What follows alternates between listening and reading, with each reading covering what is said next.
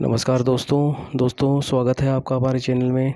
दोस्तों आज आरपीएससी ने जो है आरएएस मेंस 2021 के सभी पेपरों की कॉपी डाल दी है और इसमें हम आपको जो है सेकंड पेपर जो है उसके बारे में क्वेश्चन के बारे में बताए हैं। इसमें क्या क्या क्वेश्चन आए थे, ये इसकी कॉपी का जो सैम्पल है आरएएस मेंस 2021। इसके अंदर फर्स्ट क्वेश्चन था कि explain the role of concept of chitta prajna in the discharge of administrative responsibility and प्रशासनिक कर्तव्य में निर्वहन के में स्थित प्रज्ञा की संकल्पना की भूमिका को स्पष्ट कीजिए। सेकंड क्वेश्चन था कि बुद्ध की कौन सी शिक्षा आज सर्वाधिक प्रासंगिक है और क्यों, and what teaching of Buddha's are most relevant today and why. Third question था कि नैतिक द्वंद्व से आप क्या समझते हैं, what do you understand by ethical dilemma. चौथा क्वेश्चन था भारत प्रशासनिक जीवन में वृत्ति के नैतिक आदर्शों की प्रासंगिकता को स्पष्ट कीजिए, यानी explain the relevance of ethical idea of Reena in the administrative life. पांचवा क्वेश्चन था कि भगवत गीता का अनासक्ति सिद्धांत किस रूप में एक प्रशासक के जीवन में सार्थक है, यानी what way detachment theory of Bhagavad Gita is significant in the life of an administrator की। नेक्स्ट जो पार्ट बी था 25 मार्क्स के 5 क्वेश्चन थे 50-50 वर्ड के। उसमें पहला है 6 नंबर का, मनुष्य की नैतिक उन्नति समाज की सर्वांगीण उन्नति पर निर्भर करती है, विवेचना कीजिए। Man's moral achievement depends upon complete advancement of society discuss. 7वां क्वेश्चन था कि परिवार मनुष्य के नैतिक विकास की सबसे महत्वपूर्ण संस्था है, इस कथन की समीक्षा कीजिए। Family is the most important institution for the moral development of man, evaluate this statement. 8वां था कि कांट किस प्रकार सापेक्ष और निरपेक्ष आदेश के आधार पर अंतिम सुख की व्याख्या करता है, explain the Kant's ultimate good on the basis of relative and categorical imperative. 9वां क्वेश्चन था आमतौर पर एक स्वच्छ और उत्पादक जीवन जीने के लिए व्यक्ति की न्यूनतम बुनियादी ज़रूरतें क्या मानी गई हैं, इन न्यूनतम को सुनिश्चित करने के लिए एक प्रशासक की क्या जिम्मेदारी है, यानी what are the generally considered to be a minimum basic needs of an individual to lead a healthy and productive life, what is the administrator's responsibility in ensuring these minimums. 10वां क्वेश्चन था कि लोक सेवा की उत्कृष्टता के लिए आवश्यक प्रमुख नैतिक मूल्य कौन से हैं, and what are the core ethical values required for excellence in civil services. इसके बाद में पार्ट सी जो था 30 नंबर का, इसमें 10-10 नंबर के 3 क्वेश्चन थे। उसमें पहला था कि अनिवार्यतः संबंधित होने के कारण साधनों को साध्य से पृथक नहीं किया जा सकता, अतः वास्तविक और स्थायी सफलता के लिए दोनों का शुभ होना आवश्यक है। गांधी नीति शास्त्र के संदर्भ में उक्त टिप्पणी को स्पष्ट कीजिए, ये 11वां क्वेश्चन था। उसके बाद में 12वां क्वेश्चन था कि नैतिक निर्णय लेने में महत्वपूर्ण कारणों को समझाइए, यदि नैतिक निर्णय प्रशासनिक निर्णय के विरुद्ध हों तो आप दोनों में किस प्रकार समन्वय करेंगे, उदाहरण समझाइए, यानी explain the factor essential in ethical decision making in the case of ethical decision being against to administrative decision, how will you harmonise them, explain with example. 13वां क्वेश्चन था कि एक दूसरे की सफलता बेहतर प्रशासन के लिए सीख होती है, इस कथन का विश्लेषण उदाहरणों द्वारा समझाइए, यानी each other success teach A lesson for better governance, analyse the statement with examples. इसके बाद में यूनिट 3 जो था सेकंड था 70 मार्क्स का, उसमें 10 मार्क्स के अंदर 2-2 नंबर के 5 क्वेश्चन थे 15-15 वर्ड में। पहला था कि difference between nuclear fusion and fusion, या नाभिक के विखंडन और संलयन को भेद कीजिए। दूसरा था कि explain the role of calcium carbide in the artificial ripening of fruits, यानी फलों को कृत्रिम रूप से पकाने में कैल्शियम कार्बाइड की भूमिका को स्पष्ट कीजिए। थर्ड क्वेश्चन था कि what is an OTT platform, यानी OTT प्लेटफॉर्म क्या है। चौथा क्वेश्चन था कि what is the basic concept of operation of RFID, give 2 application of this technology, यानी RFID प्रचालन का मूल सिद्धांत क्या है, इस तकनीकी की 2 उपयोग दीजिए।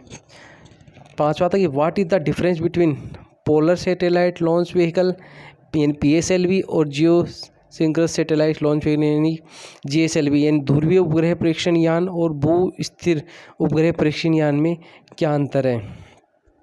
इसके बाद में पार्ट बी था 20 मार्क्स में 4 क्वेश्चन थे 5-5 नंबर के 50-50 वर्ड में। पहला आया था कि what is we write any 5 benefits of medical plant guduchi giloy यानी औषधीय पौधे गुडुची गिलोई के कोई 5 नाम जो है 5 लाभ लिखिए। उसके बाद में what is the cryptocurrency, what are the advantage and disadvantage यानी क्रिप्टो करेंसी क्या है, इसके क्या फ़ायदे हैं और क्या नुकसान है। छठा क्वेश्चन है what are the difference between previous generations of mobile networks and 5G network यानी पिछली पीढ़ियों के मोबाइल नेटवर्क और 5G नेटवर्क में क्या अंतर है। नवा क्वेश्चन था कि write the objective of missile and strategic system, name the laboratories which comprises MSS cluster यानी मिसाइल और सामरिक प्रणाली का उद्देश्य लिखिए और MSS क्लस्टर में शामिल प्रयोगशाला के नाम लिखिए। इसके बाद में पार्ट सी जो था 40 नंबर का 10-10 नंबर के 4 क्वेश्चन थे। इसमें पहला जो 10 नंबर का था वो था कि कार्बन का कौन सा गुण बहुत बड़ी संख्या में यौगिकों के निर्माण के लिए उत्तरदायी है। दूसरा था कि कार्बन यौगिकों के घरेलू और औद्योगिक अनुप्रयोग लिखिए। तीसरा था कि कृत्रिम मधुरक, खाद्य संरक्षक और जिंक के अयस्क कौन कौन से हैं, ये अपने को लिखना था पहले क्वेश्चन में। उसके बाद में था कि मानव आँख की कार्य प्रणाली का वर्णन कीजिए और दृष्टि के किस एक अपवर्तक दोष और उसके सुधारात्मक उपाय की व्याख्या कीजिए।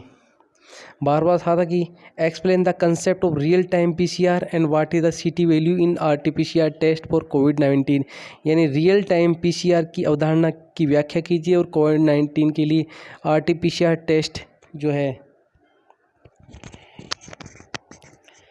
COVID-19 की जो है RT-PCR टेस्ट जो है में CT वैल्यू क्या होती है। इसके बाद में 13वां क्वेश्चन था कि निम्नलिखित भारतीय वैज्ञानिकों के योगदान का उल्लेख कीजिए। होमी जहांगीर भाभा, सर मोक्ष गुंडक विश्वेश्वरैया यानी सत्येंद्र नाथ बोस, मेघनाथ साहा, हरगोविंद खुराना, इनके जो है क्या लिखने थे, योगदान के बारे में लिखना था। उसके बाद में यूनिट 3 का था 65 मार्क्स में जो था उसमें पार्ट ए 10 नंबर में 2-2 नंबर के 15 वर्ड में 5 क्वेश्चन थे। पहला था कि write about time range of Mesozoic era and Mesozoic युग की समय सीमा लिखिए। दूसरा था कि what's about the structure of शियाल यानी शियाल की संरचना के बारे में लिखिए। तीसरा था कि शिवालिक हिमालय का निर्माण कैसे हुआ, how Shivalik Himalayas were formed. चौथा क्वेश्चन था कि write the name of mountain range hill of western Ghat यानी पश्चिमी घाट की पर्वत श्रेणियों और पहाड़ियों के नाम लिखिए। पांचवा क्वेश्चन था कि what right the zinc producing area of Rajasthan या राजस्थान में जस्ता उत्पादन क्षेत्रों के नाम लिखिए।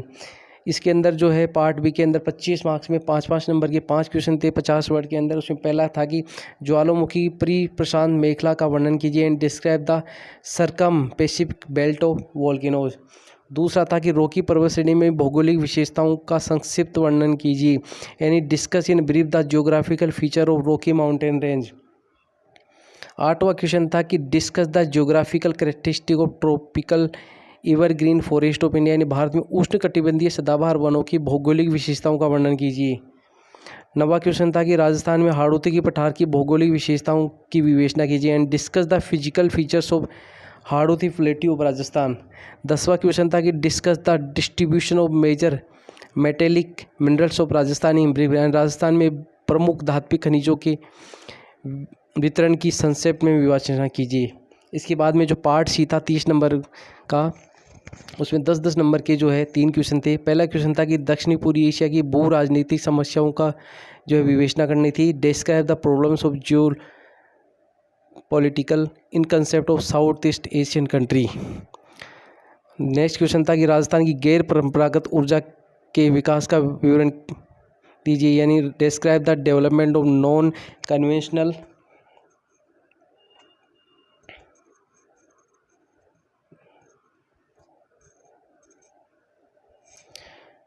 Non conventional energy in Rajasthan में गैर परंपरागत ऊर्जा के विकास का वर्णन कीजिए। और 13वां क्वेश्चन था कि explain the concept of geo heritage and highlight its potentialities in Rajasthan, यानी भू धरोहर स्थल की अवधारणा को स्पष्ट कीजिए और राजस्थान में इसकी संभावना पर प्रकाश डालिए। ये क्वेश्चन थे दोस्तों सेकेंड पार्ट के अंदर जो था। ये भी एक देखा जाए तो टफ पेपर नहीं कहेंगे, ये हमने आपको जैसे पहले बताया था, ये भी एक एवरेज नंबर का पेपर है। और इसके अंदर भी जो ऑन एन एवरेज बात करें तो अपन लगभग जो है 90 से 100 मार्क्स जो है एवरेज मार्क्स हैं। Thank you very much.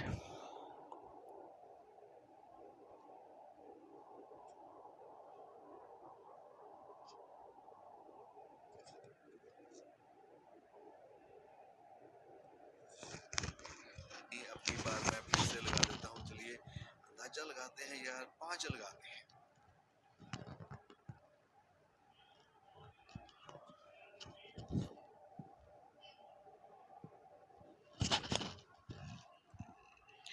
नमस्कार दोस्तों स्वागत है आपका हमारे चैनल में। दोस्तों आज जो है आरपीएस ने आरएएस मेंस